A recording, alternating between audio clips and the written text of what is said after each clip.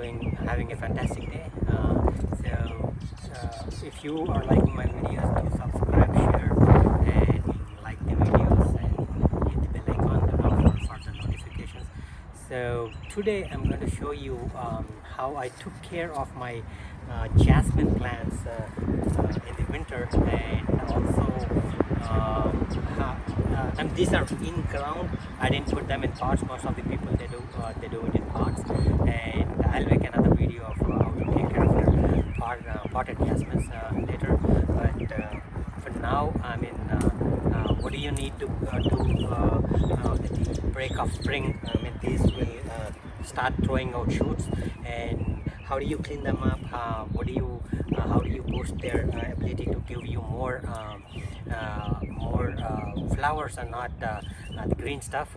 So I'm going to walk you through all that. Let's get started. See, I mean, this plant has broken dormancy. So it was dormant, I mean, over the winter. Now to give them a kick start.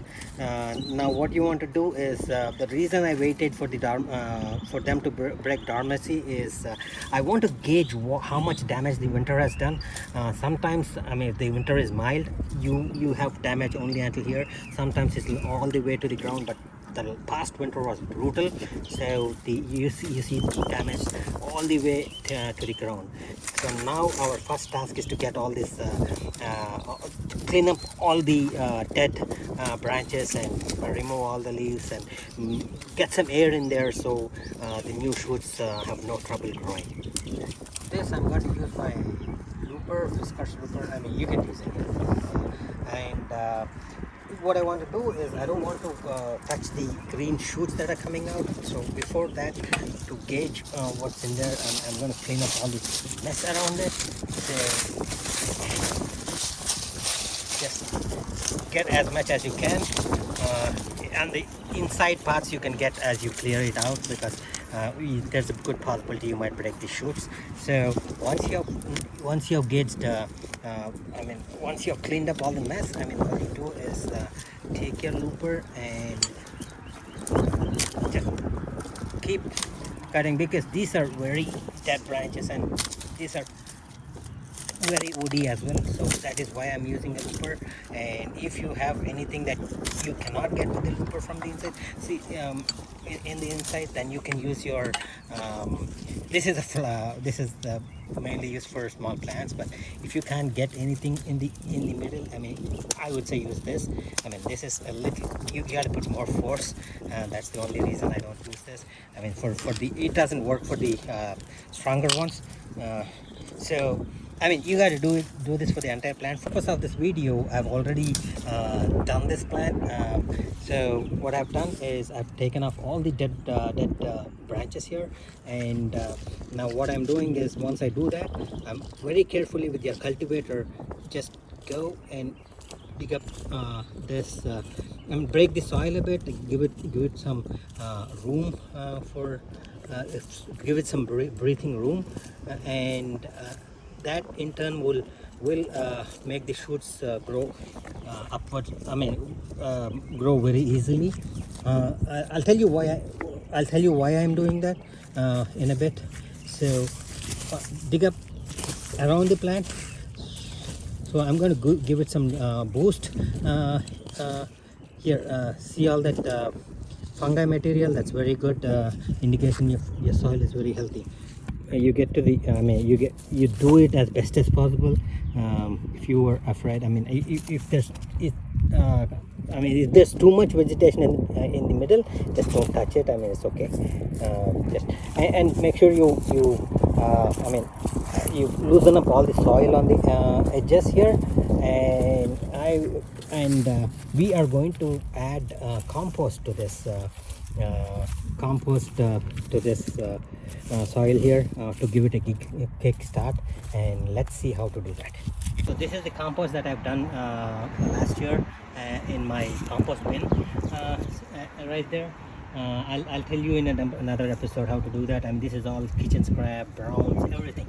So this is how the finished compost looks. It's black gold, and I've mixed it with equal parts of topsoil. You could use any topsoil, and this is some of the stuff that has not been finished while composting. This is sugar cane, the top layer of the sugar cane, and it's okay.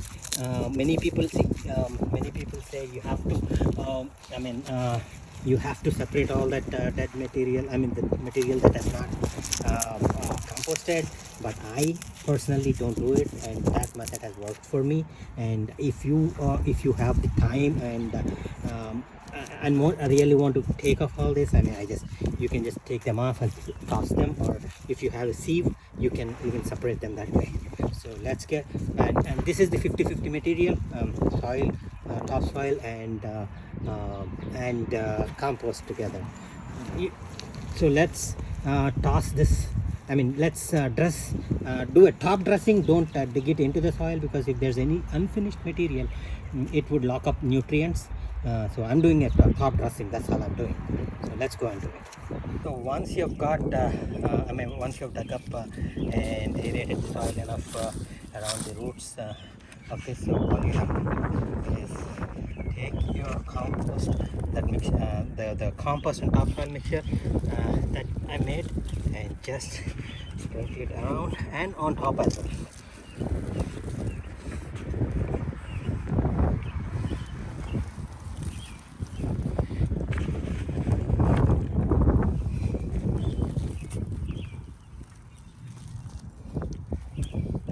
The unfinished material, in my case, I'm just not worried, because it's going to act as mulch and break down anyways. So I'm not going to make a big fuss about it.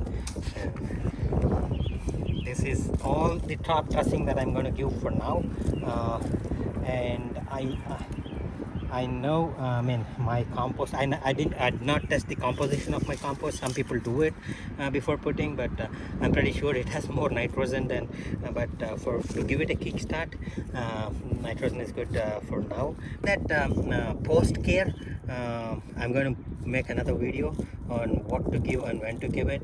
So if you think, these shoots are buried, don't worry. They'll find their way out. So once you have done this, just give it, oh, there you go. So once you give it a good boost of compost and topsoil, you just water it and mulch it and forget it.